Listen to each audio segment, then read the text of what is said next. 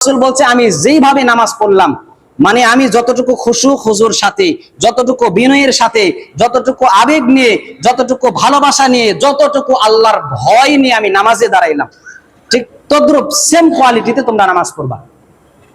এই নামাজ তোমাদের জন্য যথেষ্ট হয়ে যাবে। এই জন্য আল্লাহ রাসূল বলছেন ওয়াবুদ কাআন্নাকা তারাহু ফাইল্লাম তাকুন তারাহু ফাইল্লাম ইয়াকুন ইয়ারাহু ফাইন্নাহু ইয়ারাক। বুখারী শরীফের হাদিস। আও কামা ক্বালা আলাইহিস সালাম। আল্লাহ রাসূল বলছে তোমরা এমন ভাবে নামাজে দাঁড়াইবা যেন সরাসরি আমি আল্লাহ তাআলাকে তোমরা দেখছো, এটা মনে করে, এটা ধারণা নিয়ে, নলেজ এটা দিয়ে নামাজের মধ্যে দাঁড়াইবা।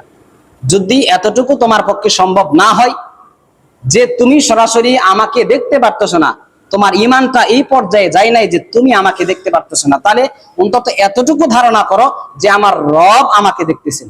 যদি কোনো মানুষ এই মনে করে নামাজের মধ্যে দাঁড়ায় যে আমি আল্লাহকে দেখছি অথবা আল্লাহ আমাকে দেখতেছে, তাহলে এই মানুষটা নামাজের মধ্যে দোকানের হিসাব করতে পারবে? এই মানুষটা নামাজের মধ্যে মক্কা মদিনায় সফর করতে পারবে?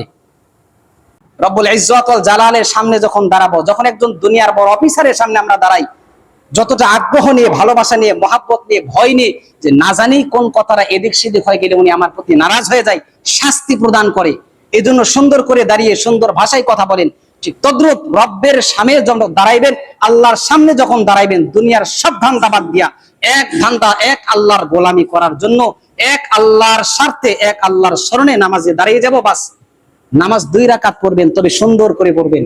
10 রাকাতের দরকার নেই, 2 রাকাত পড়বেন, তবে এটা কোয়ালিটি সম্পন্ন পড়বেন। আল্লাহ যেন ওই নামাজের প্রতি সন্তুষ্ট হয়ে যায়। জীবনে একটা ওয়াক্ত নামাজ যদি কবুল হয়ে যায়, বাস এনাফ, আর কিচ্ছু লাগবে না, এনাফ, আর কিচ্ছু লাগবে না। এই জন্য যখনই নামাজের মধ্যে দাঁড়াবো, সব বাদ দিয়া অন্তত দিনরাত 24 ঘন্টার মধ্যে অন্তত অল্প কিছু সময় আল্লাহর জন্য সুন্দর করে নামাজটা পড়ি, তাহলে দেখবো ইনশাআল্লাহ আমরা সফল কাম হয়ে যাব।